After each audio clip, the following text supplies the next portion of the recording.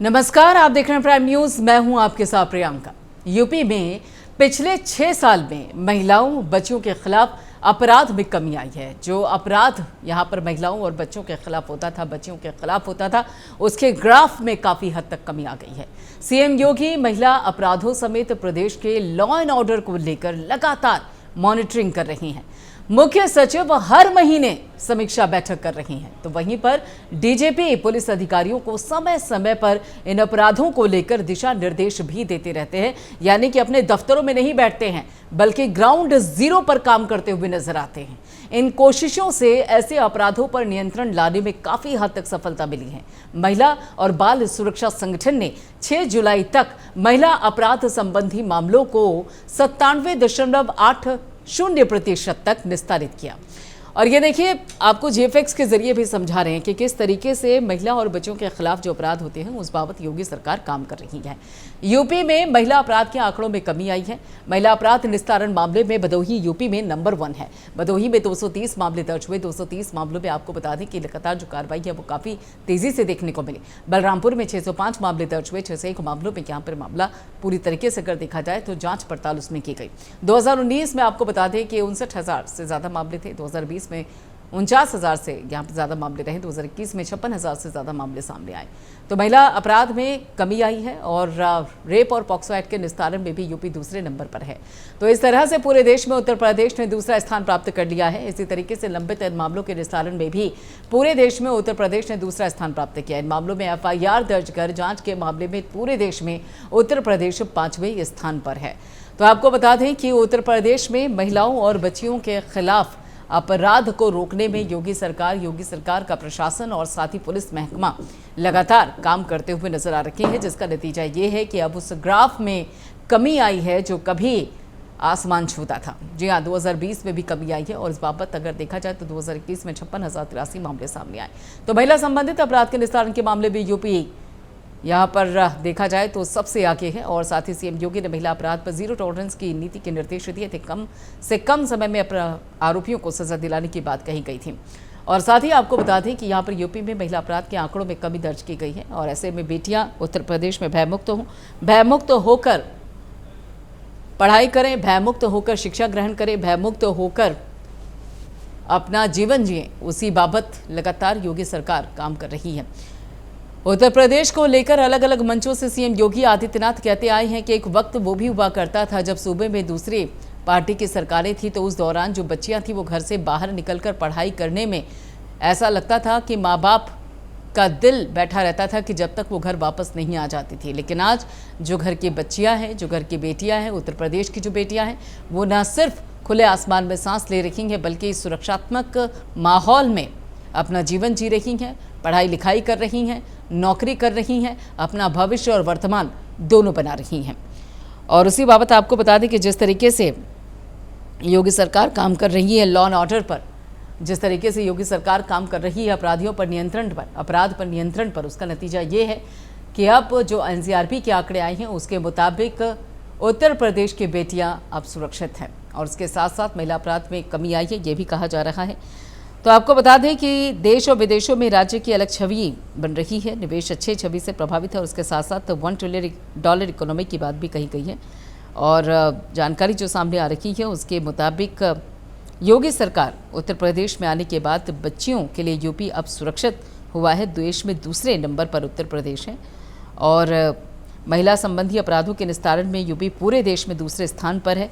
CM योगी ने उच्चस्तरीय बैठक में गृह विभाग की पीठ भी थपथपाई। महिला अपराध में मामलों के 100% निस्तारण में भदोही यूपी में नंबर 1 है। यानी कि भदोही की अगर बात की जाए तो यहाँ पर सबसे ज़्यादा जो मामले रहे उसमें बहुत ही तेज़ी के साथ उन मामलों का निस्तारण किया गया और अपराधियों को सज़ा मिली और साथ ही जो पीड़ित रहे उनको न्याय मिला।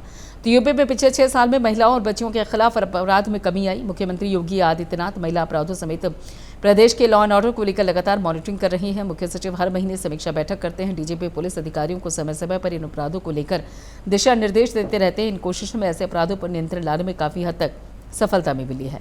महिला और बाल सुरक्षा संगठन ने 6 जुलाई तक महिला अपराध संबंधी मामलों को 97.80% तक निस्तारित किया और इस तरह पूरे प्रदेश में अगर देखा जाए तो पूरे देश में उत्तर प्रदेश ने दूसरा स्थान हासिल किया है। इसी तरीके से लंबित इन मामलों के निस्तारण में भी पूरे देश में उत्तर प्रदेश ने दूसरा स्थान प्राप्त किया। इन मामलों में FIR दर्ज कर जांच के मामलों में पूरे देश में उत्तर प्रदेश 5वें स्थान पर है। तो मुख्यमंत्री योगी आदित्यनाथ ने हाल ही में महिला एवं बच्चियों संबंधी अपराध IPC की धारा 376 महिला उत्पीड़न पॉक्सो एक्ट को लेकर एक उच्च स्तरीय बैठक की, जिसमें पुलिस अधिकारियों को जीरो टॉलरेंस नीति के तहत इन अपराधों पर लगाम लगाने के साथ दर्ज मामलों में कम से कम समय में आरोपियों को सजा दिलाने की बात की गई।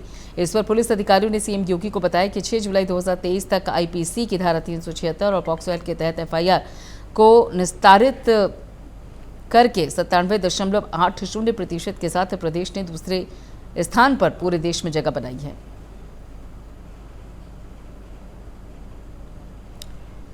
साथ ही CM योगी आदित्यनाथ ने बताया कि इन मामलों में पहले स्थान पर दादरा है, दूसरे स्थान पर नगर हवेली और दमन दीव है, जिनका रेशियो 98.30 है प्रतिशत, और तीसरे स्थान पर पुडुचेरी है, जिसका रेशियो भी 97.50 है। वहीं इन मामलों में सबसे खराब प्रदर्शन बिहार का रहा, जिसका रेशियो 18.5% है, जिसके बाद मणिपुर का 20.6% और असम का 46.7% है। प्रदेश में सबसे अच्छा इस बाबत जो काम देखने को मिला भदोही में देखने को मिला। आपको बता दें कि उत्तर प्रदेश के ज़िलों की बात करें तो भदोही में 6 जुलाई तक महिला के खिलाफ अपराधों से संबंधित कुल 230 मामले दर्ज किए गए थे। इन्हें बिना देर किए हुए सभी मामलों में फाइनल रिपोर्ट सबमिट करके भदोही को प्रदेश में पहला स्थान मिला है। दूसरे पायदान पर मऊ है और वहीं पर 659 मामले दर्ज किए गए और जिसमें 656 मामले फाइनल रिपोर्ट सबमिट की गई है। इसका रेशियो 99.54% रहा। वहीं तीसरे पायदान पर बलरामपुर रहा, जहां पर 605 मामले दर्ज किए गए, जिनमें 601 मामलों में फाइनल रिपोर्ट सबमिट की गई है, जिसमें रेशियो 99.34% रहा है।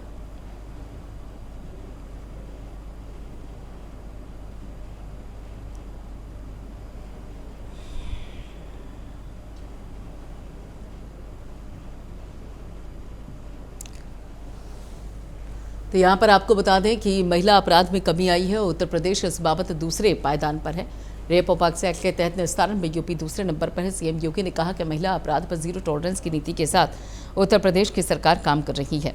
तो महिला संबंधी अपराधों के निस्तारण में उत्तर प्रदेश में देश भर में दूसरे स्थान पर आ गया है और जो जानकारी है उसके मुताबिक प्रदेश में पिछले 6 सालों में महिला संबंधी अपराधों में काफ़ी कमी आई है। मुख्यमंत्री योगी आदित्यनाथ स्वयं महिला अपराधों समेत प्रदेश की कानून व्यवस्था को लेकर नज़र बनाकर रखते हैं और उसके साथ साथ जो मुख्य सचिव हैं हर महीने समीक्षा बैठक और DGP द्वारा पुलिस अधिकारियों को समय समय पर इन अपराधों पर नकेल कसने के लिए दिशा निर्देश भी दिए जाते हैं। और इसके साथ ही आपको बता दें कि यही 3 तरफा प्रयास है CM योगी आदित्यनाथ की मॉनिटरिंग, प्रशासन की सक्रियता, पुलिस महकमे की जो सक्रियता है, उसी के चलते ये सफलता या फिर ये कह लीजिए कि एक बड़ी उपलब्धि उत्तर प्रदेश के खाते में आई है कि उत्तर प्रदेश अब पूरे देश में महिला अपराधों को लेकर, उस नियंत्रण को लेकर, निस्तारण को लेकर दूसरे स्थान पर आ चुका है। और साथ ही आपको बता दें कि महिला और बाल सुरक्षा संगठन ने 6 जुलाई तक महिला अपराध संबंधी मामलों को 97.80% तक निस्तारित किया। पूरे देश में उत्तर प्रदेश ने दूसरा स्थान लिया और इसी तरह लंबित इन मामलों के निस्तारण में भी पूरे देश में उत्तर प्रदेश ने दूसरा स्थान प्राप्त किया, जबकि इन मामलों में FIR दर्ज कर जांच के मामलों में पूरे देश में उत्तर प्रदेश 5वें स्थान पर है। साथ ही आपको बता दें कि मुख्यमंत्री ने हाल ही में महिला और बच्चियों संबंधी अपराध IPC की धारा 376 महिला उत्पीड़न पॉक्सो एक्ट को लेकर एक उच्च स्तरीय बैठक की, जिसमें पुलिस अधिकारियों को जीरो टॉलरेंस की नीति के तहत इन अपराधों पर लगाम लगाने के साथ दर्ज मामलों में कम से कम समय में आरोपियों को सजा दिलाने की बात कही गई। और इस पर पुलिस अधिकारियों ने CM योगी आदित्यनाथ को बताया कि 6 जुलाई तक IPC की धारा 376 पॉक्सो एक्ट के तहत दर्ज FIR को निस्तारित कर 97.80% के साथ प्रदेश ने पूरे देश में दूसरा स्थान प्राप्त कर लिया है।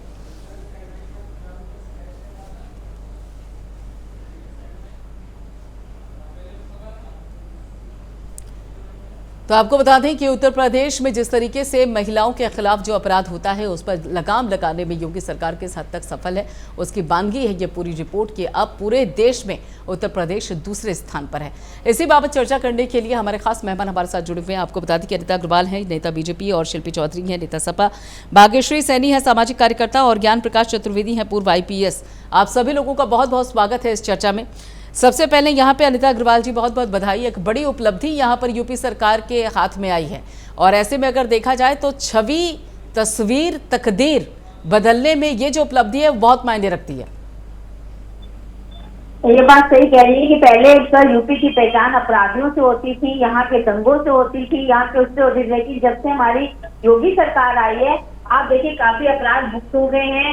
मैं ये नहीं कहती कि बिल्कुल खत्म हो गए, लेकिन काफी हद तक कम हो गए हैं। और सबसे बड़ी बात है, महिलाएं आज अपने आप को सुरक्षित समझती हैं। जैसे चलते हुए महिला का कभी दुपट्टा खींचा जाता था, कभी उनको रोक के उनके साथ छेड़छाड़ होती थी, ना जाने क्या क्या होता था। लड़कियां स्कूल पढ़ने नहीं जा पाती थी, स्कूल घर बैठ गई थी। गांव में लड़कियां स्कूल नहीं जा पाती थी, बहुत से मतलब इतनी परेशानी थी कि हर जगह लगता था कि हर जगह अपराध हो रहा है, लड़कियों के साथ हो रहा है, बच्चों के साथ हो रहा है, और आए दिन दंगे हो रहे हैं। कभी हिंदू मुस्लिम हो रहा है, तो कभी मुजफ्फरनगर के दंगे, तो कभी मथुरा में दंगे, हर तरह दंगे दिखते हैं। लेकिन आज कम से कम यूपी आज अपराध से मुक्त है। कम से कम आज लग रहा है एक सांस ले जा रही लड़कियां आराम से रात में 8 बजे 9 बजे भी निकल सकती हैं, कहीं भी जा सकती हैं। और आज कम से कम उनको लगता है कि हमारी सुरक्षा है, हमारे लिए योगी सरकार की बहुत बड़ी उपलब्धि है। और हर प्रदेश चाहता है कि हमें योगी जैसा मुख्यमंत्री चाहिए। आजकल अपने देश छोड़ विदेश के लोग भी कहते हैं कि योगी जैसा व्यक्ति होना चाहिए। योगी सरकार की उपलब्धि सबको दिख रही है, और ये तो आप ने कहा ही है, बाकी आंकड़े भी आपके बता रहे हैं कि हमारे उत्तर प्रदेश काफी हद तक सुधार हुआ है, काफी अपराधों में कमी है। चलिए ठीक है, शिल्पी चौधरी जी, अब जो उपलब्धि यहाँ पर उत्तर प्रदेश के खाते में आई है कि महिला सुरक्षा को लेकर, महिलाओं के खिलाफ या बच्चियों के खिलाफ जो अपराध होता था उसमें नियंत्रण को लेकर FIR में दर्ज करने से लेकर कार्रवाई तक, आरोपियों को जेल के पीछे भेजने से लेकर पीड़ितों को इंसाफ दिलाने तक उत्तर प्रदेश दूसरे स्थान पर आया है पूरे देश में। तो ऐसे में सरकार की पीठ तो थपथपाएंगी ना आप? शिल्पी चौधरी जी, आवाज मिल रही है?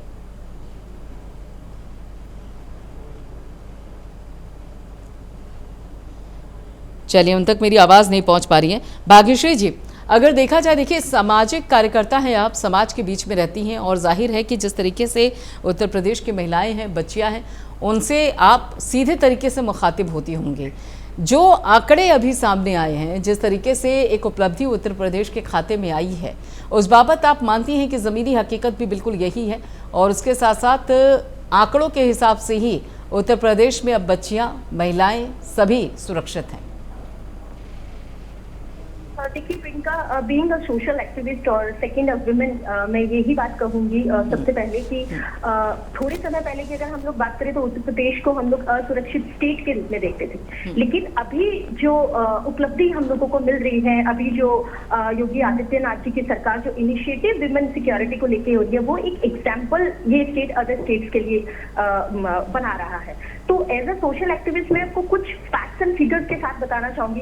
देखिए, जब हम लोग विमेन सिक्योरिटी की अगर हम लोग बात करते हैं, और अगर हमारी जो गवर्नमेंट होती है वो बहुत पावरफुल होती है और जो विमेन सिक्योरिटी को इंश्योर करने के लिए बहुत सारी चीजें करती है, तो समाज में जितनी भी कुरीतियां हैं या जितनी भी गलत चीजें हैं, जैसे मान लीजिए वो चाहे डॉरी है, चाहे वो ड्रॉप आउट रेट्स है जहाँ पे बच्चियां अपना स्कूल छोड़ देती है, चाहे वो फिजिकल एब्यूज है, तो एक मैसेज जाता है, जुडिशरी का डर बैठता है, गवर्नमेंट का डर लोगों में बैठता है, तो ऑटोमेटिकली वो कम होता है। सेकेंड चीज, लोगों में एक मैसेज जाता है कि भाई इस गवर्नमेंट में आप ऐसी कोई चीज ना कीजिए, क्योंकि जीरो टॉलरेंस पॉलिसी है महिलाओं में अपराध के लिए। दूसरी बात, अगर हम लोग करें कि कोई भी स्टेट हो, वेदर वो यूपी हो, राजस्थान हो या कोई भी स्टेट हो, किसी भी स्टेट का जो डेवलपमेंट होता है वो महिलाओं के कंधे पे भी होता है। तो अगर किसी भी स्टेट के डेवलपमेंट की हम लोग बात करें, औद्योगिकरण अगर वहां पे आता है, इंडस्ट्रीज अगर वहां पे स्थापित होती है, तो वहां पे लॉ एंड ऑर्डर फर्स्ट चीज हम लोग देखते हैं। एंड लॉ एंड ऑर्डर वहां का कैसा है, वो तो महिला की सेफ्टी भी एक बहुत अहम मुद्दा है जिसमें हम लोग देखते हैं। तीसरी, अगर मैं यहाँ पे बात करूँ कि मॉडर्नाइजेशन का युग है, विमेन एम्पावरमेंट की हम लोग बात करते हैं,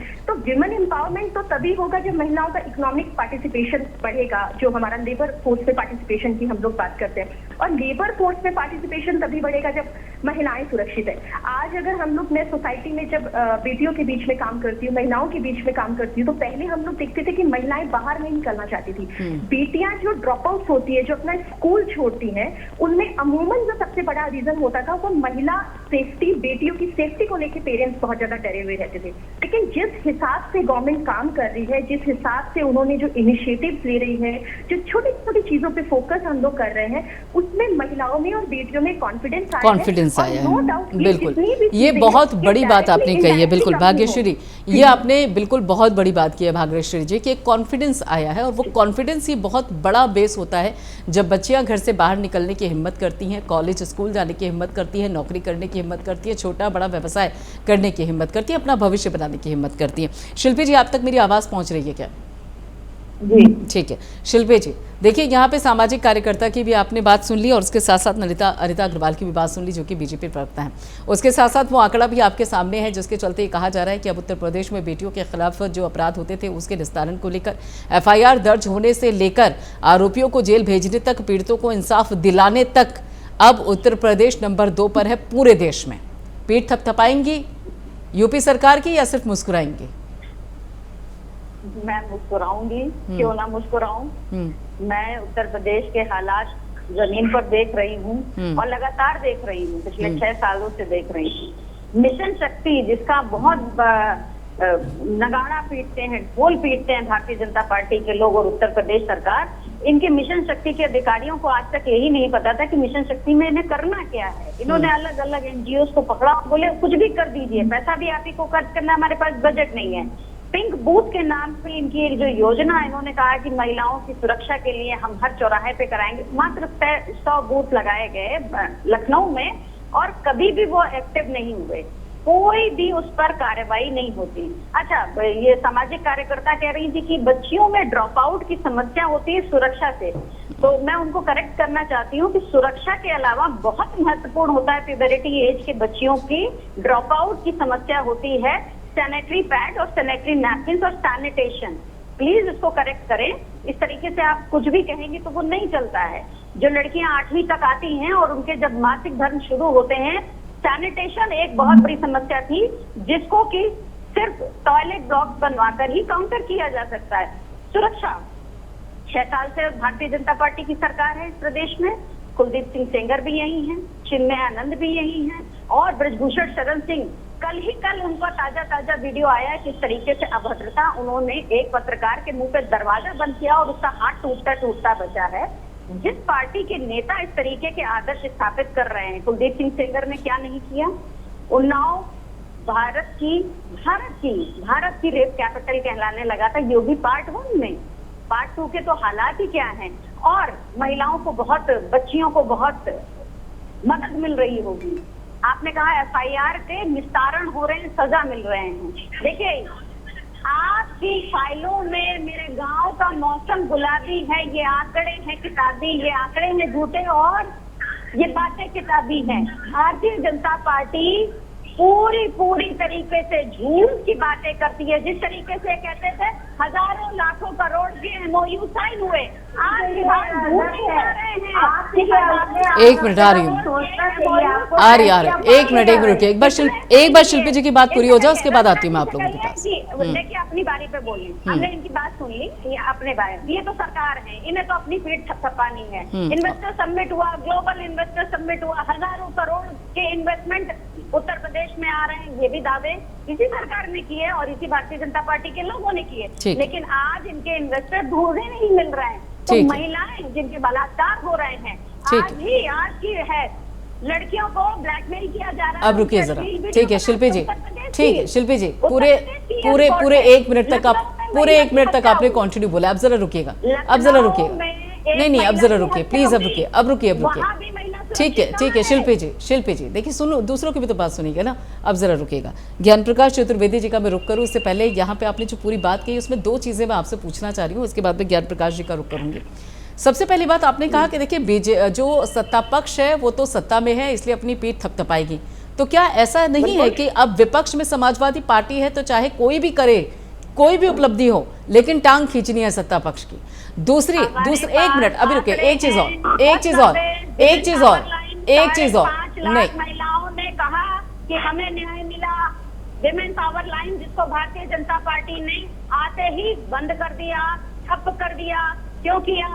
ये समाजवादी पार्टी की नहीं थी योजना, ये उत्तर प्रदेश सरकार की योजना थी। पार्टी कोई भी रहे, जनता के लिए जो योजनाएं उसके भले के लिए चलाई जाती हैं, उससे पार्टियां अपने दुश्मनी क्यों निकालती हैं? ठीक है, 5.5 लाख महिलाओं को अगर न्याय मिला तो क्या ये छोटा आंकड़ा है? ठीक है, ठीक है। अब दूसरी बात मेरी सुनिए, सुप्रीम कोर्ट सुप्रीम कोर्ट ने कल ये टिप्पणी की है कि भारतीय जनता पार्टी संवैधानिक संस्थाओं का दुरुपयोग कर रही है ईडी के डायरेक्टर के मामले में। ठीक है, अब मेरी दूसरी बात सुनिए शिल्पी जी, अब दूसरी बात सुनिए। चलिए ठीक है, मुझे आपकी बात समझ में आ गई। दूसरी बात, ये बड़ा अजीब होता है कभी कभी कि अगर कोई रिपोर्ट ऐसी सामने आती है जिसमें ये बताया जाए कि उत्तर प्रदेश में देखिए अपराध ग्राफ बढ़ रहा है, या उत्तर प्रदेश में देखिए ये जो अपराध है वो ज़्यादा बढ़ रहा है, उसको डंके की चोट पर हाथों पे बकायदा पर्चा लेकर विपक्ष बताता है। लेकिन जब ऐसी ही कोई रिपोर्ट एनसीआरबी के सामने आती है जिसमें ये कहा जाता है कि उत्तर प्रदेश सरकार अच्छा काम कर रही है, बीजेपी सरकार अच्छा काम कर रही है, अपराध पर लगाम लग रहा है, बच्चियां सुरक्षित हो रही हैं, तो फिर सीधे सीधे उस रिपोर्ट को खारिज कर दिया जाता है। ये डुअल स्टैंड क्यों? विपक्ष ने ऐसी कोई रिपोर्ट आ रही ऐसा हुआ। जो हो रहा है हमारे आसपास हो रहा है। उत्तर प्रदेश की राजधानी लखनऊ सुरक्षित नहीं है। आप पता नहीं पूरे प्रदेश 75 जिले इस प्रदेश में। नहीं, मैं उस सुरक्षा की नहीं बात कर रही, मैंने तो सीधा सवाल पूछा है शिल्पी जी कि जब कोई रिपोर्ट ऐसी आती है जो सरकार के खिलाफ होती है, उसे डंके की चोट पर फोटोकॉपी निकलवा के दिखाया जाता है, और जब कोई ऐसी रिपोर्ट आती है जिसमें सरकार की खिंचाई होती है उसको विपक्ष पूरी तरीके से खारिज कर देता है। मैंने तो ये सवाल पूछा है। और पिछले 6 सालों में, पिछले 9 सालों में केंद्र सरकार की कोई समीक्षा करती हुई ऐसी रिपोर्ट आई हो, नहीं आएगी। पिछले 6 सालों में उत्तर प्रदेश सरकार की कोई ऐसी रिपोर्ट आई हो, नहीं आएगी। कौन सी रिपोर्ट विपक्ष ले जाएगा? अरे हम तो जनता के बीच की बात कर रहे हैं। लखनऊ में पिकअप भवन पे जनता दरबार में गई हुई लड़कियों को उत्तर प्रदेश पुलिस ने कहा मैं तुमको रात भर छाने में बंद कर दूंगा, तुम्हारी जिंदगी भर शादी नहीं होगी। आ रही हूँ अनिता जी, बस थोड़ा सा रुकिएगा, एक बार ज्ञान प्रकाश जी की भी टिप्पणी ले लूँ, उसके बाद आऊंगी मैं आपके पास, आप काउंटर कीजिएगा। शिल्पी जी रुकिए। लड़कियां अपने हक की बात कर रही है, उसको पुलिस धमकी दे रही है, वो अपराध नहीं है क्या? ठीक है शिल्पी जी रुकिए, ठीक है, आऊंगी अब दोबारा दूसरे राउंड में आऊंगी आपके पास। ज्ञान प्रकाश चतुर्वेदी जी, देखिए पूर्व IPS ऑफिसर रहे हैं और कानून व्यवस्था से अच्छे तरीके से वाकिफ हैं। आज के हालात, पिछले हालात, उन सभी को आप अच्छे से जानते हैं, और चूंकि आप IPS ऑफिसर रहे हैं तो जाहिर है कि आपको एक पूरी परख भी होगी उत्तर प्रदेश में किस तरीके से महिलाओं को लेकर जो नीति है, जीरो टॉलरेंस की नीति पर जो काम हो रहा है, सुरक्षा को लेकर, उसके साथ साथ FIR दर्ज होने से लेकर सजा दिलवाने तक की जो प्रक्रिया होती है, किस तरीके से देख रहे हैं आप इस रिपोर्ट को? जो ये तमगा मिला है, उपलब्धि मिली है उत्तर प्रदेश को कि देखिए देश में दूसरे नंबर पर हो गया है, ये किस नजरिए से देख रहे हैं आप इसे? प्रियंका जी, बहुत बहुत बधाई दूंगा पहले तो इस आंकड़ों के लिए, इस सफलता के लिए। मैं अभियोजन को, जिसका कोई नाम ही नहीं लेता है, शायद बहुत से लोग जानते भी नहीं होंगे कि अभियोजन भी कोई विभाग है, जानते होंगे तो उससे नहीं, इसका नाम ही नहीं लेना चाहिए। अभियोजन ने बहुत ही सजगता से, बड़ी मेहनत से और बड़ी तैयारी से अपने मुकदमों को न्यायालय के समक्ष रखा और सजा कराई। पुलिस को भी बहुत बहुत बधाई जो उसने FIR कोर्ट की, जो आप लोग ने आंकड़े बताए कि ये भी बड़ी कमियां हैं, ये भी बहुत कमियां हैं। सुधार तो सतत चलने वाली प्रक्रिया है। मैं आपको प्रियंका जी 1 मिनट समय दीजिएगा। मैं लखनऊ में नया नेशनल क्राइम होके आया और मेरे फोन का सरकारी नंबर था 1089। तो मैंने अपने SSP से कहा था मेरे फोन पे लड़कियों के बहुत फोन आते हैं और वो कहती है मुझे बड़ी दिक्कत है, मुझे बड़ी परेशानियां हैं, मैं बड़ी गोपनीयता से अपना चाहती हूँ मेरा मामला, तो मुझे छेड़खानी हो रही, परेशानी हो रही, मेरे माँ बाप जानेंगे तो स्कूल छोड़वा देंगे। बसपा की सरकार थी, मेरे SSP ने कहा क्या करना चाहिए? हमने कहा सर इसमें काउंसलिंग की जाए, लड़कों को पकड़ के लाया जाए और उन्हें माँ बाप को बुला के समझा के कुछ किया जाए। बोले तुम कर लोगे? हमने कहा सर मैं कर लूंगा। मैंने रजिस्टर बनाया, 1089 डिस्प्ले हो गया सारे टीवी पे। और मेरे लिए बहुत बड़ी समस्या हो गई, बहुत ज्यादा फोन आने लगे। उसके बाद कुछ पत्रकारों को मैंने जोड़ा काउंसलिंग वगैरह में, काम होने लगा बहुत अच्छा, फिर मेरा ट्रांसफर हो गया। कालांतर में जो लिटरेचर बना हुआ आज भी 1090 का लिटरेचर वो मेरा ही बनाया हुआ, वही कंटिन्यू किया आगे, और बाद के अधिकारियों ने समझा कि अच्छी चीज है, वो कंटिन्यू कर गई सपा सरकार में। एक सरकार से ट्रांसफर होकर दूसरी सरकार में पुलिस की व्यवस्था आई।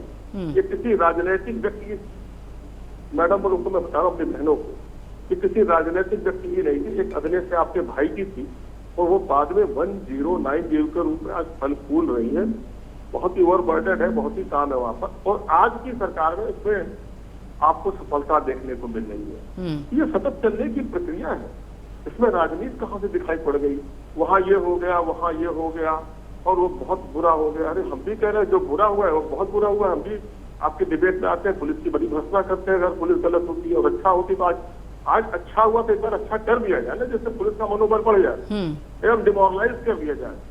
अच्छा हुआ कि हम लोग, मेरी बहनें सेना के विषय में कभी इस तरह के डिबेट में नहीं बैठी, तो सेना को डिमोरलाइज कर देंगी।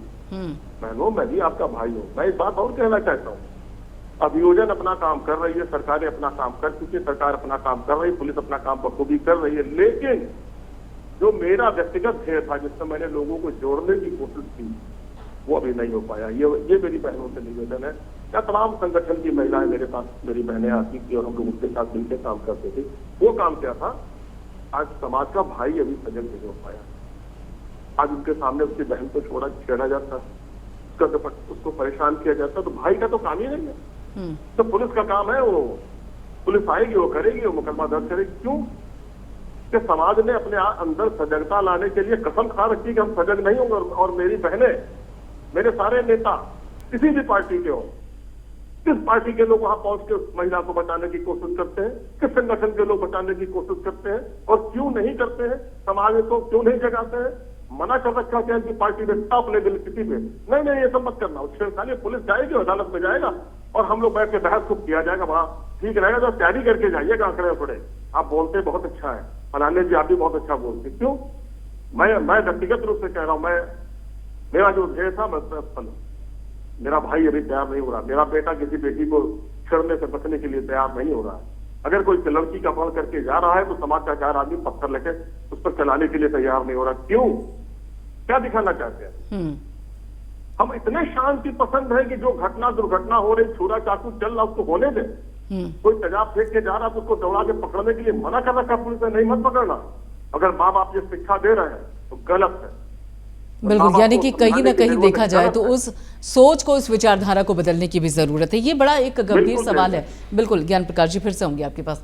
अनिता जी, ये देखिए ये मानते हैं जो आंकड़े अभी तक सामने आए एनसीआरपी के, उस बाबत जो जानकारी सामने आ रही है कि उत्तर प्रदेश दूसरे नंबर पर है, उस उपलब्धि की सराहना होनी चाहिए, तारीफ होनी चाहिए, और वो की भी जा रही है, चाहे वो सामाजिक कार्यकर्ता हमारे साथ जुड़ी हो भाग्यश्री जी वो, या फिर ज्ञान प्रकाश जी, दोनों ही तारीफ करें। लेकिन एक चीज़ और भी है जो ज्ञान प्रकाश जी ने भी एक बड़ा गंभीर मुद्दा उठाया कि आज भी अगर आप देखेंगे तो कई ऐसे मामले सामने आते हैं जिसमें इस विचारधारा के तहत कि देखिए अगर हम पुलिस कचहरी जाएंगे या पुलिस स्टेशन जाएंगे, एफआईआर दर्ज करवाएंगे तो एक बड़ा लंबा प्रोसेस हो जाता है, फिर उसमें वक्त लगता है, बदनामी होती है। ये डर आज भी कई परिवारों में है, कई माँ बाप में है, कई बच्चियों में है, कई लड़कियों में है, और यही डर है जिसे खत्म करना बहुत जरूरी है कि अगर कुछ गलत हो तो सामने आकर आवाज उठाओ बिना किसी डर के। इस विचारधारा को बदलने की बहुत ज्यादा जरूरत है। बिल्कुल सही कह रहे हैं, इसको विचारधारा को बदलना भी चाहिए, और काफी कुछ बदल भी रहा है समाज में। बोला सोशल मीडिया ने काफी कुछ इसको बदल दिया है। और हम सबसे बड़ी बात है, आज ऑनलाइन भी एफआईआर होती है, पहले ऑनलाइन एफआईआर नहीं होती थी। आज आप घर बैठे एफआईआर कर सकते। लेकिन एक चीज मैं और बताना चाहती हूँ, जैसे विपक्ष का एक ही काम है कि हर अच्छी चीज को भी इनको नकारना ही है। कभी इन्होंने, मैंने कभी जो गलत है वो गलत है मानते हैं, लेकिन जो सही है उसका तो कम से कम साथ दीजिए। लेकिन नहीं, इन्होंने जो अपना किया है, अपने को कहते हैं समाज के बीच में कभी नजर आए हैं? आज तक इन्होंने समाज के लिए क्या किया है? यहाँ तक कि जब कोरोना काल आया था तो भी इन्होंने साथ दे दिया, तो क्या देंगे? तब इन्होंने इसका इतना विरोध कर दिया, वैक्सीन का विरोध कर दिया, हर चीज का, सही चीज का विरोध करना इनका धर्म हो गया। इनका धर्म ये है कि विपक्ष में अगर हम है तो हमारा काम केवल विपक्ष का विरोध करना। अरे विपक्ष का काम केवल विरोध करना नहीं है, विपक्ष का काम ये है जो सत्ता पक्ष सही काम करे उसके साथ खड़े होकर उसका साथ देना, और अच्छे जो गलत है उसके लिए गलत करना, और सामने जनता के बीच में आना। हम भी विपक्ष में रहे हैं, बहुत नहीं, लेकिन एक चीज देखिए, एक मिनट यहाँ पे अनिता जी सुनिए ना, अनिता जी सुनिए ना। सही है कि समाज में जागरूकता नहीं, वो बात आपकी सारी समझ में आती है, बिल्कुल वो सारी बातें समझ में आती है, लेकिन एक सवाल जो अभी शिल्पी जी ने उठाया था वो भी बड़ा गंभीर है। अगर देखेंगे वो भी पहलू बड़ा गंभीर है। कुलदीप सेंगर का जिक्र कर लीजिए, चिन्मयानंद का जिक्र कर लीजिए, ये वो नाम है जो कि सरकार की जो प्रयास हैं, जो कोशिशें हैं, उस पर एक बड़ा दाग लगा देते हैं। प्रियंका जी देखिए, क्या बी आर सेगर पार्टी में है, उनके ऊपर कार्रवाई की हुई, क्या सिविल जांच नहीं हुई है? अभी रुक जाइए शिल्पी जी, अपनी बारी आके, नहीं एक मिनट रुकिए शिल्पी जी, शिल्पी जी अपनी बारी आने पे बोलेगा प्लीज। नहीं, और इस समय ये लोग पार्टी में नहीं है, लोग तो कहते हैं भाजपा, लेकिन इनके यहाँ के अपराधी आज भी सत्ता पार्टी में है, उसका ये रक्षण करते हैं, उनको पुलिस से सपोर्ट करते हैं। हमारे यहाँ तो पता नहीं कितने ऐसे राजस्थान में जहाँ भाजपा के लोग ऐसे होते हैं, तुरंत निकाल दिया। मध्य प्रदेश में आप देखिए भाजपा से तुरंत निकाल देगा। तो हम ये नहीं, यही तो व्यक्ति के जैसा जो बीजेपी में कोई गलत करता है तो भाजपा उसका भी साथ नहीं देती है, इस चीज को मानना चाहिए। लेकिन इनके यहाँ इनकी पार्टी इनका पूरा सपोर्ट करती है, साथ देती है, एंड तक आंसू बहाती है। ये चीज फर्क है। देखिए, एक आदमी की फितरत को हम नहीं खेल सकते। ऐसा व्यक्ति हमारी पार्टी में है तो पार्टी उसके साथ एक्शन लेती है और उसके साथ नहीं खड़ी होती है। ना चिन्मयानंद के साथ कोई खड़ा हुआ, ना सेगर के साथ कोई खड़ा हुआ। इसलिए इसको समझना चाहिए। देखिए, इस चीज को समझना चाहिए। देखिए, आपके परिवारों में भी कोई व्यक्ति अगर गलत है तो उसका गलत का विरोध करते हैं, लेकिन पूरा परिवार उसके साथ खड़ा नहीं हो जाता है। इसी के इनको इस चीज समझना चाहिए। हमारी पार्टी कहीं उनके साथ खड़ी नहीं थी, ना उनकी पार्टी। आज पूरी कार्रवाई हुई है और जांच हो रही है, इस चीज को आप समझिए। हम ये नहीं कहते कि मतलब वो पार्टी में थे, मानते हैं, लेकिन उसके बाद पार्टी से निकाला गया, उनको अलग किया, फिर जांच हुई है। ये हमारी पार्टी का कर्तव्य है। एक नजीर पेश करने की कोशिश की गई है, ठीक है, एक नजीर पेश करने की कोशिश की गई है कि चाहे कोई भी हो उसके खिलाफ एक्शन होगा। शिल्पी जी, एक बड़ी देखिए यहाँ पर खास तौर पर देखा जाए, चाहे विपक्ष कुछ भी कहे, लेकिन एक चीज तो आप मानेंगे कि अगर 2022 के विधानसभा चुनाव में बीजेपी की फिर से सत्ता में वापसी हुई है तो सुरक्षा एक बड़ा मसला रहा और लोगों को लगा कि देखिए घर में बहु बेटियां सुरक्षित हैं तो एक बार फिर से सत्ता में लाना चाहिए। ये मोहर तो जनता की, इससे तो आप इनकार नहीं करेंगे ना। गलत, बिल्कुल गलत। भारतीय जनता पार्टी की एक अब अनिता जी रुकिए, एक बार शिल्पी जी की बात आ जाए। नहीं अनिता जी नहीं एक मिनट रुकिएगा, शिल्पी जी की बात आ जाए। ये लड़वाते हैं, सुप्रीम कोर्ट ने भी इस पर अब मोहर लगा दी है कि भारतीय जनता पार्टी संवैधानिक संस्थाओं का दुरुपयोग कर रही है। अब इसके बाद तो कोई दूसरा सवाल देखिए, संवैधानिक संस्थाएं तो एक अलग मसला हो गया, हम तो उत्तर प्रदेश में सुरक्षा की बात कर रहे हैं। अरे शासन प्रशासन की बात कर रही हूँ। शासन में कौन आता है, प्रशासन में कौन आता है? उसका दुरुपयोग करके चुनाव जीतने वाले लोग इस तरीके के दावे न करें। कुलदीप सिंह सेंगर को तो इन्होंने गिरफ्तार आत्मसमर्पण होने, और वो भी दबाव किसका था? विभिन्न एनजीओ का और विपक्षी पार्टियों का। तब कुलदीप सिंह सेंगर का इन्होंने आत्मसमर्पण करवाया और उसके भी 2 साल बाद तक भी इन्होंने उसको पार्टी से नहीं निकाला। उसकी पत्नी, उसके यहाँ इन्होंने न जाने कितने टिकट दिए। चिन्मयानंद से सारे केस इन्होंने वापस लिए। ये क्या बच्चियों की बात कर रही है, क्या महिलाओं की बात कर रहे हैं? और मध्य प्रदेश की घटना सारी दुनिया ने देखी है, सिर्फ एक ने नहीं देखी। जब कोई घटना सामने आ जाती है तो पल्ला यूं करके झाड़ते हैं। पल्ला झाड़ लेने से आपके अपराध कम हो जाएंगे। जितनी अराजकता इस समय उत्तर प्रदेश में मची हुई है, और ये जो पुलिस वाले पूर्व अधिकारी थे, इन्हें कहिए कि थोड़ा संयम रखें महोदय। आपने जो बहुत अच्छी योजना दी 1089, हो सकता है कि वो 1090 हुई, आपका बहुत धन्यवाद कर देती हूँ। कभी आपको अपने पुलिस विभाग पर शर्म आई कि कितने थानों में आपके दरोगा कहते हैं कि रात मेरे साथ गुजारो, तक का FIR लिखूंगा तुम्हारी? कभी शर्म आई आपको उस पर? नहीं आएगी। आर्य ज्ञान प्रकाश जी जवाब दीजिएगा, आर्य ज्ञान प्रकाश जी जवाब दीजिएगा। बनी ही नहीं है, कभी उसको शर्म आई ही नहीं है। न जाने कितने अपराध हुए हैं पुलिस थानों के अंदर, जहाँ थानेदार ने महिलाओं के साथ, जो पीड़ित महिलाएं हैं उनके साथ बलात्कार किया, तब इन अधिकारी महोदय को शर्म आई? कैसे पीठ थपथपा रहे हैं अपनी? और आपने अगर कोई काम किया तो आप उसकी तनख्वाह ले रहे हैं, जनता के टैक्स से आपकी तनख्वाह बन रही है। आप एहसान नहीं कर रहे हैं उत्तर प्रदेश की जनता के ऊपर। अगर आपने कोई योजना दे दी तो आपने एहसान नहीं किया। जो आप कह रहे हैं कि उत्तर प्रदेश की जनता आपका एहसान माने, आपने एक पुलिस अधिकारी होने का अपना कर्तव्य मात्र पूरा किया है। ठीक है, ज्ञान प्रकाश जी, बड़ी बात हो गई। ठीक है, ज्ञान प्रकाश जी। देखिए, मैं शिल्पी जी की सीधी बात का जवाब देना उसे नहीं समझता। मेरी बहन है वो, शर्मिंदगी होती है इस तरह की हरकतों के ऊपर। पूरे पुलिस को होती है, और शर्मिंदगी नहीं होती है, सख्त कार्रवाई भी होती है। एक भी उदाहरण बता दें। कुछ नहीं होता सर, पुलिस, कुछ नहीं होता। मेरी बात सुन, उदाहरण में अब शिल्पी जी सुनिएगा, मैंने आप जब आरोप लगा रही है तो जवाब भी सुनिए। आपने आरोप लगाया, आरोप लगाया है आपने, तो उनको भी तो डिफेंड करने का मौका मिलेगा ना। उनके पास कोई पावर नहीं, ऐसा नहीं होता है शिल्पी जी, अब प्लीज नहीं, अब जवाब भी सुनिए, नहीं अब जवाब भी सुनिए। अधिकारी पे एग्जीक्यूट नहीं हुआ। ठीक है ठीक है ठीक है ठीक है, आपने सवाल पूछ लिया ना, आपने आरोप लगा दिए ना, अब वो जवाब भी तो देंगे ना, उनको भी तो अपनी बात रखने का मौका दीजिए। मैं उनके विभाग के ठीक है, ऊपर ज्ञान प्रकाश जी अपनी बात रखिए। व्यक्तिगत उनके ऊपर आरोप नहीं लगा ठीक है रही। ठीक है शिल्पी जी, अब रुकिए, थोड़ा सा संयम रखिए। मैं ठीक है, मुझ पे तो लगा भी नहीं सकती आप बहन जी। ठीक है, ज्ञान प्रकाश जी अपनी बात आप रखिए। बहुत बिल्कुल दिमाग से निकाल दीजिएगा कि पीछे तो मुझ पर कोई भी पूरे प्रदेश में कोई आरोप लगा दे। मैंने बड़ी निष्पाप नौकरी काटी है, और आपके पार्टी के बहुत बड़े लोग भी जानते हैं, भली बात मुझको शायद आप नहीं जानती होगी कि मेरी छवि कैसी थी और मैं किस अधिकारी था। मैं आपको देखकर जवाब दे रहा हूँ, मुनासिब नहीं समझता। ऐसे मामलों में कार्रवाइयां हुई है, ऐसा मत समझिए। पुलिस पर जब भी कार्रवाई होती है, आप देखिएगा न्यायालय के मामलों को अगर आप देखेंगे तो पुलिस के केसेस में न्यायालय बिल्कुल सजा कर देती है। बड़े रेयर केसेस होते हैं जिसमें पुलिस सजा से बच निकलती है, चाहे वो कोई भी इनकाउंटर हुआ हो, चाहे इस तरह के कोई अपराध हुए हो, कि थाने का अपराध हुआ हो, कोई पुलिस कस्टडी केस, बहुत बड़ी प्रक्रिया। मैं तो अभी भी कई केसेस में जाता हूँ और मुझे वहाँ गवाहियां देनी पड़ती है, और पुलिस अधिकारी के रूप में भी मैंने जांच की उनके खिलाफ, तो मैं उनके खिलाफ ही बयान देने आता हूँ।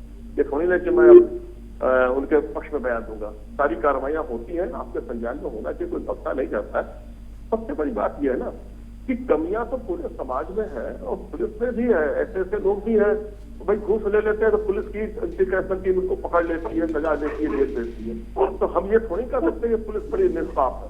इसमें भी कुछ पापी लोग हैं, इसमें भी कुछ गंदे लोग समाज से तो निकल के आ रहे हैं, तो उनको पकड़ा जाता है, उनके खिलाफ कार्रवाई की जाती है और उनको सजा भी दिलाई जाती है। वैसे ही पैरवी की जाती है जैसे अन्य अपराधियों के बारे में किया। ऐसा नहीं होता इनको क्लीन चिट दी जाती है, और ज्यादा ही मजबूत तरीके से इनके खिलाफ पैरवी की जाती है, इनको सजा दिलाया जाता है। व्यक्तिगत सारी पुलिस को आप इस तरह दोषी ठहरा देंगे तो बड़ा बड़ा अजीब सा हो जाएगा। मुझे तो बहुत सोचना पड़ेगा कि फिर पुलिस की औचित्य क्या है। सारे थानों को पार्टी के लोगों को दे दिया जाए, आप ही लोग करिए, मत दीजिए तनख्वाह हमको, या हमने जो तनख्वाह दी हम आपको वापस कर देते हैं, आप अपने पार्टी के लोगों को इकट्ठा करा दीजिए। ऐसा थोड़ी ना होता है, पूरी दुनिया में ऐसी व्यवस्था। पुलिस तो वैसे भी सरकारी खून के तौर पे काम करती है सर। मैं आपके भाई की पुलिस में होंगे, आपके परिवार के लोग भी पुलिस में होंगे, आप सारी पुलिस को एक कटघरे में खड़ा करके एक अपराधी की तरह बात करेंगी। हम अपराधी हैं, हमने अपना जीवन के अपराधी के रूप में गुजारा है। हमने जो वर्दी पहनी थी अपराधी के रूप में पहनी थी, और एक आदमी गंदा हो गया तो सारे पुलिस गंदी हो गए। ऐसा नहीं कहना चाहिए आपको। आपके पुलिस की गरिमा है, आपके पुलिस की कोई गरिमा नहीं बची पुलिस की। आपके पुलिस का सम्मान है, और आपके निगाह में पुलिस की गरिमा सम्मान नहीं रहेगी तो पुलिस हतोत्साहित उनकी अगर हम अपनी घरों के लिए खड़े नहीं होंगे, सुरक्षा के लिए नहीं खड़े होंगे तो हमें उत्साह में कमी आएगी। क्या कभी आपने देखा नहीं है विपक्षी महिलाओं के साथ पुलिस क्या अभद्रता करती है? क्या आपने कभी देखा नहीं है? मुझे अपना नंबर दीजिए, मैं आपको अभी व्हाट्सएप पे सारी चीजें शेयर करती हूँ। हिम्मत हो अगर आपको ये मानने की कि ये आप ही की पुलिस है जो हमारे साथ अभद्रता करती है, मात्र इसलिए कि हम पुलिस वही होती है। ऐसा नहीं है कि आपकी सरकार में पुलिस बदल जाती है तो पुलिस क्या पे दूसरी आ जाती है, ऐसा नहीं है। मुझे पुलिस ठीक को लेकर घुमाया गया है, आपको शायद अपनी सरकार का मालूम नहीं क्या हुआ है। आप जो है हमारे यहाँ तो सभी एक्टर करते हैं, ठीक है ठीक है, रुकिए एक मिनट रुकिएगा ज्ञान प्रकाश जी। व्यक्तिगत होता है अनिता जी, अनिता जी, शिल्पी जी, अनिता जी, शिल्पी जी रुकिएगा अब जरा, अब रुक जाइए। ठीक है रुक जाइए, अब जरा रुक जाइए, अब रुक जाइए। ठीक है ठीक है, रुकिए, ठीक है ठीक है, रुकिए रुकिए रुकिए रुकिए, हो गया। ठीक है ठीक है ठीक है ठीक है, रुकिए अब जरा। शिल्पी जी, अनिता जी, अब रुकिए प्लीज, रुक जाइए आप दोनों। नहीं अब रुकिए प्लीज। भाग्यश्री जी, भाग्यश्री जी, देखिए आप भी अगर देखा जाए तो यूपी में कई महिलाओं से मुखातिब होती होंगी, सामाजिक कार्यकर्ता है तो जाहिर है एक समूह के साथ एक कई जो उत्तर प्रदेश में महिलाएं हों उनसे आपका डायरेक्ट बातचीत भी होती होगी। क्या सही मायनों में पुलिस को लेकर, व्यवस्था को लेकर, शासन को लेकर, प्रशासन को लेकर आज उनके अंदर डर नजर आता है, या फिर वो मुखर होकर अपनी बात कहती हैं? देखिए प्रियंका जी, सबसे पहले तो मैं आपके सवाल का जवाब देने से पहले मैं शिल्पी जी को कुछ कहना चाहती हूँ यहाँ पे। देखिए, हम लोग यहाँ पे आरोप प्रत्यारोप के हिसाब से नहीं बैठे हैं। ना ही मैं बीजेपी की तरफ से हूँ, ना ही मैं समाजवादी पार्टी की तरफ से हूँ। मैं कोई स्पोक पर्सन नहीं हूँ। मैं एक सामाजिक कार्यकर्ता हूँ जो ग्राउंड रियलिटी पे काम करती है, और जिस थोड़ी थोड़ी जो छोटे छोटे चेंजेस आ रहे हैं, उन चेंजेस की पूर्व जो चैलेंजेस थे उनसे तुलना करके समाज को एक तरह से देखती है। दूसरी, इन्होंने बात बोली तो मैं शिल्पी जी को यहाँ पे करेक्ट करना चाहती हूँ। मैडम, मैं ग्राउंड रियलिटी पे ही काम करती हूँ। ड्रॉप आउट बेटियों के बीच में 24 घंटे में से 12 घंटे मैं उनके साथ होती हूँ। शिल्पी जी अब रुकिएगा जरी, नहीं भाग्यश्री को उनकी बात पूरी कर लेनी चाहिए, उसके बाद आप कहिएगा। नहीं शिल्पी जी प्लीज, शिल्पी जी प्लीज, नहीं शिल्पी जी एक मिनट, शिल्पी जी एक मिनट, भाग्यश्री जी जरा रुकिएगा। शिल्पी जी नहीं, शिल्पी जी एक मिनट रुकिए, प्लीज रुकिए। भाग्यश्री जी को उनकी बात पूरी कर लेनी दीजिए, उसके बाद उनको काउंटर कीजिएगा। शिल्पी जी प्लीज रुकिए। शिल्पी जी नहीं, ऐसा नहीं होगा, ऐसा नहीं होगा शिल्पी जी कि आप दूसरों की नहीं सुनेंगी। नहीं, रुक जाइए आप। शिल्पी जी प्लीज रुकिए। शिल्पी जी रुक जाइए प्लीज। चलिए रुकिए एक मिनट यहाँ पर, ठीक है। आप दोनों रुकिए प्लीज, आप दोनों रुकिए प्लीज, ठीक है। तो यहाँ पर महिलाओं की सुरक्षा को लेकर इस वक्त अगर देखा जाए तो उत्तर प्रदेश में क्या माहौल है, उस पर ही चर्चा इसी तरीके से चलेगी। फिलहाल बेटियां ड्रॉप आउट करती हैं स्कूल से, उसका सबसे बड़ा कारण क्या मानकर चला जाए? देखिए, मैं ड्रॉप आउट से नहीं, मैं यहाँ पे शिल्पी जी को ये कहना चाहती हूँ, या जो भी लोग यहाँ पे बैठे हैं, हम लोग किसी चीज को एप्रिशिएट करने के लिए बैठे हैं, यहाँ कमियां निकालने के लिए नहीं बैठे। समाजवादी पार्टी का काम भी हम लोगों ने देखा है, बीजेपी का काम भी हम लोगों ने देखा है। कोई भी ऐसी पार्टी नहीं थी जिसमें एब्सोल्यूट 100% जो समाज में चेंज लेके आ गई है। गवर्नमेंट का काम होता है रूल्स बनाना, ब्यूरोक्रेसी का काम होता है उनको एग्जीक्यूट करना, सोसाइटी का भी एक रोल होता है, सोसाइटी को भी सेंसिटिव होने की जरूरत है। हम लोग किसी भी अपराध के लिए, किसी कुरीति के लिए, किसी कमी के लिए सिर्फ गवर्नमेंट पे ही नहीं दावा बोल सकते, सिर्फ सोसाइटी को ही नहीं ब्लेम कर सकते। सारे स्टेक होल्डर्स उसमें रिस्पॉन्सिबल होते हैं। दूसरी चीज, समाज में कोई भी अगर परिवर्तन होता है वो एक ग्रेजुअल प्रोसेस है, धीरे धीरे चेंजेस आते हैं, 100% चेंजेस नहीं आते हैं। हम लोग अगर समाजवादी पार्टी अच्छा काम करेगी, हम लोग उनकी भी तारीफ करेंगे। अगर यहाँ पे भाजपा अच्छा काम करेगी, हम लोग भाजपा की भी तारीफ करेंगे। और वो पार्टी विशेष की तारीफ नहीं करते हैं, वो जो व्यक्ति है जिसने ऐसे इनिशिएटिव लिए हैं, इसने बोल्ड स्टेप्स लिए हैं, उनकी हम लोग तारीफ करते हैं। अब आई ड्रॉप आउट की बात, चूंकि मैं स्पेशली ड्रॉप आउट के लिए काम कर रही हूँ, तो जैसे शिल्पी जी ने कहा कि मासिक, मैं इनको करेक्ट कर दूं कि मासिक धर्म बहुत बड़ी समस्या है। मासिक धर्म में 5 दिन आता है, उसके लिए बच्ची 5 दिन एब्सेंट हो सकती है, अपना स्कूल नहीं छोड़ेगी। लेकिन मैं ये बिल्कुल डिनाई नहीं करूंगी कि मासिक धर्म एक रीजन नहीं है जिसके लिए बच्चियां स्कूल नहीं छोड़ती है। विमेन सिक्योरिटी रीजन है, कारण है कि पिता अपनी बेटियों को स्कूल छुड़वा देते हैं क्योंकि उन्हें रास्ते में मंजिलें टीज करते हैं, स्कूल बहुत दूर होता है, बच्चियों को ट्रैवल करना पड़ता है। और ये सारी बातें इंटेलेक्चुअल लोग हैं वो डेटा बेसिस पे करते हैं, यूं ही नहीं कि किसी प्लेटफॉर्म पे बैठ के हम लोग बोलते हैं हमें किसी की बातें काटनी है। तो द थिंग इज कि सोसाइटी में चेंजेस है, वो एक ग्रेजुअल प्रोसेस है, धीरे धीरे चेंजेस आएंगे। और जो व्यक्ति अच्छा काम कर रहा है, चाहे वो पुलिस महकमा हो, चाहे वो प्रशासन हो, चाहे वो पॉलिटिकल पार्टी हो, उसकी तारीफ होगी, चाहे वो समाजवादी पार्टी हो, वो कांग्रेस हो या फिर वो भाजपा। बिल्कुल। ज्ञान प्रकाश जी, अगर खास तौर पे देखा जाए तो क्या पुलिसिंग में कितना फर्क नजर आया है? देखिए, हमेशा ये सवाल उठा दिया जाता है कि सरकार जिसकी होती है उसका कंट्रोल होता है और उसी के हिसाब से काम किया जाता है। लेकिन ये तो एक ऐसा मुद्दा है, महिला सुरक्षा को लेकर, महिलाओं के खिलाफ जो अपराध है उस पर महिलाओं को इंसाफ दिलाने को लेकर, इस पर तो सियासत होनी ही नहीं चाहिए। इस पर तो कोई भी सियासी दल हो, उसका सीधा और साफ स्टैंड होता है कि अपराधियों पर सीधे सीधे एक्शन होना चाहिए। लेकिन फिर भी अगर देखा जाए तो फर्क आ जाता है, इसके पीछे क्या कारण है? तो कारण क्या है ना कि प्रायोरिटी क्या होती है। हाँ। मुझे लगता है कि इस सरकार ने इस काम को प्रायोरिटी में रखा, सजा अधिक से अधिक दिलाई जाए। और एक बात मैं आपके चैनल के माध्यम से और कहना चाहूंगा कि चाहे कोई भी पार्टी का व्यक्ति हो, कोई भी न्यूज पेपर हो, कोई भी चैनल हो, इसका खूब जमकर प्रचार प्रसार होना चाहिए कि उत्तर प्रदेश में नहीं पूरे भारत में अब महिलाओं के संबंधित अपराधों में कितने प्रतिशत सजा हो रही है और आगे भी सजा का औसत बढ़ाया जाएगा, कोई भी मुलजिम फंसने नहीं पाएगा, इसका प्रशासन होना चाहिए। अब सरकार ने अपनी प्रायोरिटी बना ली कि महिलाओं के विरुद्ध होने वाले अपराध को हम रोकने की कोशिश करेंगे। सारी सरकार धीरे धीरे बनाती है ये, और सारी चीजें आगे बढ़ती है, पीछे नहीं जाती। तो आगे बढ़ के यहाँ तक आ गई। और पुलिसिंग और बेटर कर दी गई, पुलिस पर और दबाव डाल दिया गया, उनके वर्क आवर्स, मतलब आप विश्वास मानिए पुलिस के काम करने के घंटे आज की तारीख में कुछ पहले से ज्यादा बढ़े हुए हैं, काम का बहुत ज्यादा बढ़ा हुआ है, रेंज बहुत ज्यादा बढ़ा हुआ है। तो अब जब दबाव बनेगा, प्रायोरिटी सरकार की बनेगी तो उसकी स्क्रूटनी होगी तो मूल्यांकन होगा, फिर पुनर्मूल्यांकन होगा। वो करते हैं सरकार में सत्ता पे बैठे हुए लोग, वो उसकी प्रायोरिटी में सारे अधिकारियों को बुला के बताते किस जनपद के एसपी का, किस जनपद के डीएम का और किस जनपद में ज्वाइंट डायरेक्टर प्रोसिक्यूशन का औसत कैसा है और कितनी सजाएं दिलाना। तो ये दबाव सा बनता है। जब दबाव बनने लगता है तो फिर उस नीचे लेवल को वो अधिकारी को ट्रांसफर कर देते हैं और वो कुछ लेवल पे वहाँ पे काम। ठीक है, लेकिन ये दबाव क्या कभी कभी यहाँ पे एक ज्ञान प्रकाश जी एक सवाल और भी है, ये दबाव क्या कभी कभी अगर देखा जाए तो कुछ ऐसे परिणाम नहीं दे जाता कि देखिए मामले को अब खत्म करना है, जल्दी से रिपोर्ट सौंपनी है तो चलिए निपटारा किया जाए? क्या दबाव का ये भी एक साइड इफेक्ट होता है क्या? नहीं, मैं आपको बता दूं, ऐसे मामलों में हमारी टीम या बहुत से सुलझे हुए अधिकारी होते हैं, वो टाइम ले लेते हैं। ऐसा नहीं है कि हम अब कोई फॉरेंसिक रिपोर्ट ही नहीं आए उठा के हम चार्जशीट डालते हैं तो वो फिर गड़बड़ है, उसमें टाइम मिल जाता है। ऐसा नहीं है, उसका वैधानिक रीजन होना चाहिए, उसका कोई कारण होना चाहिए और टाइम मिल जाता है कि इसमें ये देर हो रही है, इसमें ये देर हो रही है, ये अभी रिपोर्ट नहीं आई है, फला का बयान होना है वो नहीं हो पाया है। तो ऐसा नहीं है। दबाव का मतलब ये नहीं कि हड़बड़ तड़बड़ उठा के भेज दिया गया। अगर हड़बड़ तड़बड़ उठा के भेजेंगे तो फिर न्यायालय ऐसे केस को छोड़ देता है, उसको फिर कमी दिखाई पड़ने लगती है। तो और वो फिर जो इन्वेस्टिगेटिंग अफसर होता है उसके खिलाफ जाता है, क्योंकि अब तो अदालतें बिल्कुल टिप्पणी कर दे रही है, उसके खिलाफ जांच करा दे रही है और शासन को लिख दे रही है। तो बड़ा दबाव का मतलब ये नहीं कि हम चीजों को बिगाड़ दें, दबाव का मतलब ये है कि हम इसको समयबद्ध तरीके से वैज्ञानिक प्रकार से कर दें।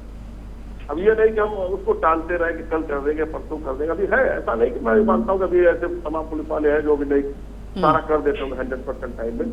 तो ऐसे लोगों को पुलिस के अधिकारी से नियुक्त करते हैं, उसके खिलाफ कार्रवाई होती है, विवेचना में लापरवाही पंजिका में भी अंकन किया जाता है और उसकी जांच भी की जाती है। तो दबाव का मतलब नहीं चीजों को बिगाड़ देना, दबाव का मतलब ये है कि अच्छी तरीके से उसको बना देना और दबाव में गाइडलाइन भी ऑफिसर जारी करते हैं। ऐसा मत समझिए कि जो टॉप लेवल के अधिकारी बैठे हैं तुम ये कर दो, नहीं, बताते हैं बिंदु पर ये कर दो, उसकी निगाह जाती है। बड़ा विवेचना बड़ा ही एक आर्ट है, एक तरीका है, इसको करने का तरीका है। तब अदालत में जाने के बाद इतनी बख्शिया धज्जी उड़ा जाए कि पुलिस की आप कल्पना नहीं कर सकते कि हाँ ये कमी रह गई, कैसे रह गई। यानी कि अगर खासतौर पे देखा जाए ज्ञान प्रकाश जी तो ऊपर से क्लियरिटी रहती है कि आपको इस दिशा में बड़ी सख्ती से काम करना है, और जब ऊपर से क्लियरिटी रहेगी तो फिर नीचे जो है वो काम उसी क्लियरिटी के साथ भी होगा। आप बताइए, डायरेक्टर जनरल ऑफ पुलिस बनाया किस लिए गया है? ये बनाएगा कि आप अपनी चीजों को पिरामिड की तरह नीचे की तरफ भेजिए और सारी व्यवस्थाएं जो भी रिजल्ट है वो रिजल्ट पिरामिड की तरह टॉप पे पहुंचे तो वो अपने माननीय मुख्यमंत्री को और जो भी सेक्रेटरीज हो उनको जाके बताए और वहां तक बात पहुंचे, वो फिर जनता को बताए, मीडिया को बताएंगे वो।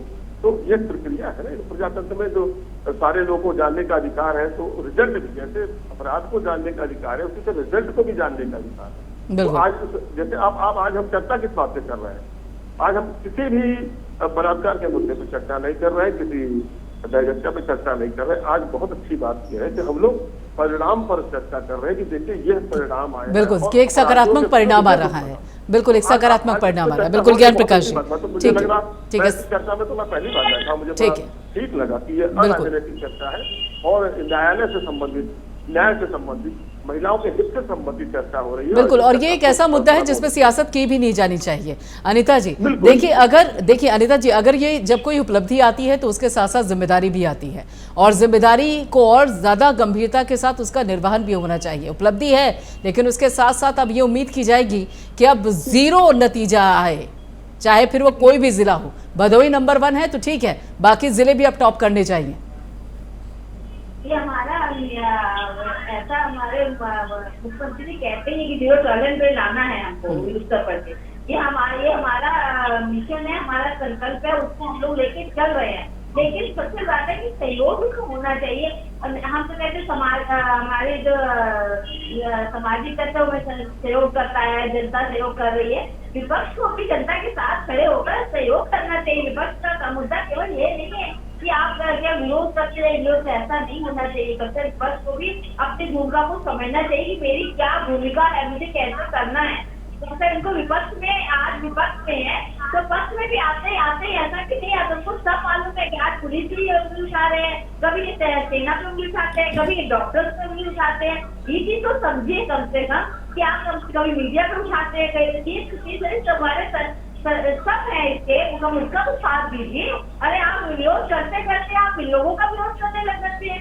उसको सोचिए क्या कर रहे हैं आप। इसलिए जो अच्छा है उसके साथ अच्छा करते हो कहिए, और जो खराब है गलत है उसके हम भी कहते हैं गलत है। अगर हमारी बात कुछ गलत होता है तो हम लोग इसको गलत बोलते हैं। ऐसा नहीं है कि हम उसका साथ देते हैं, बस यही है कि गलत का साथ ना दीजिए, सही का साथ दीजिए, यही हम कहते हैं। बिल्कुल ठीक है। और शिल्पी जी, यहाँ पर देखिए एक चीज और, आपने कहा कि मासिक धर्म एक ऐसी समस्या है जिसके चलते उत्तर प्रदेश की बेटियां स्कूल छोड़ देती हैं। तो मेरा मानना यह है कि उत्तर प्रदेश की लड़कियां, सुनिए ना, आप रुक जाइए, पहले बात सुन लीजिए उसके बाद अपनी बात रखिएगा। मुझे नहीं लगता कि उत्तर प्रदेश की बेटियां इतनी कमजोर हैं कि मासिक धर्म जैसी समस्या को लेकर वो स्कूल छोड़ देंगी। दूसरी बात, 2017 में बीजेपी सत्ता में आई, 2012 में समाजवादी पार्टी सत्ता में आई। मुझे ये समझाइए कि 2016 तक तो समाजवादी पार्टी ही रही ना सत्ता में, फिर किस तरीके से प्रशासन या शासन का दुरुपयोग हुआ जिसके चलते जनता ने बीजेपी को मौका दे दिया, समाजवादी पार्टी को नकार दिया? अरे जनता ने तो अभी ब्रजभूषण शरण सिंह का नाटक भी देखा है, और आप मीडिया वाले बोल नहीं पा रही हैं। आप इतनी देर से आपका एक भी सवाल मैंने सुना नहीं है ना? वो भी भारतीय जनता पार्टी के सांसद हैं, और कौन सी कार्रवाई भारतीय जनता पार्टी ने कर ली है? जनता सड़क पर आ गई। क्या इन लोगों जांच तो चल रही है ना, जांच तो चल रही है ना शिल्पी जी, जांच तो हो रही है ना, उनके घर तक पुलिस पहुंची ना, सवाल जवाब हुए ना। अब आप चाहते हैं कि सीधे आरोप लगे और उसके बाद सीधे एक्शन हो जाए? नहीं नहीं नहीं, ठीक है पढ़ लीजिए जरा। ठीक है, सुनिए शिल्पी जी, जैसे ही आपसे ये सवाल पूछा गया कि ये बताइए कि 2017 में जनता ने समाजवादी पार्टी को क्यों हटा दिया, क्यों नकार दिया, उसके बाद आपने मुद्दा ही बदल दिया। मेरा तो सीधा सवाल यहाँ पर था, आप सीधे वहां पर ब्रजभूषण गोंडा पहुंच गई हैं। हाँ, तो मुझे उस सवाल का जवाब दे दीजिए ना कि 5 साल तक समाजवादी पार्टी रही ना सत्ता में। अगर इतना ही रामराज था, इतनी ही बेटियां सुरक्षित थी, माँ बाप को ये लगता था कि उनकी बच्चियां सुरक्षित है, तो समाजवादी पार्टी को बाहर का रास्ता क्यों दिखा दिया जनता ने? जब शमशान घाट पर आपके लाशें जगह नहीं मिल रही थी तो भारतीय जनता पार्टी ने कितना काम कर दिया, क्या काम कर दिया, और क्राइम न्यूज में कितना कवर कर लिया। जो कोरोना पे अपनी पीठ थपथपा रहे हैं, लोग जानते हैं कि गंगा किनारे कितनी लाशें बगैर अंतिम संस्कार। चलिए, उस सवाल का जवाब नहीं देंगे आप, ठीक है, आप पूरा गंगा घाट घुमा देंगे, उस सवाल का जवाब नहीं देंगे। चलिए ठीक है, ठीक है, आपके अनुसार नहीं जवाब दूंगी, ठीक है, ठीक है, बहुत बहुत शुक्रिया शिल्पी जी, अनिता जी, भाग्यश्री जी, ज्ञान प्रकाश जी, आप सभी लोगों का जुड़ने के लिए, अपना समय देने के लिए। तो यहाँ पर आपको बता दें कि उत्तर प्रदेश को एक बड़ी उपलब्धि हासिल हुई है, और उस उपलब्धि का सबसे बड़ा कारण यह है सुरक्षा, जिसके बलबूते 2022 में विधानसभा चुनाव में जनता ने एक बार फिर से बीजेपी की सरकार पर मुहर लगाई थी कि हमें यही फिर से चाहिए। लेकिन अब देखना यह है कि जिम्मेदारी को किस तरीके से आगे निभाया जाता है, क्योंकि उपलब्धि जो है वो जिम्मेदारी भी लेकर आती है। फिलहाल इतना ही, और बाकी खबरों के लिए आप जुड़े रहिए प्राइम न्यूज के साथ।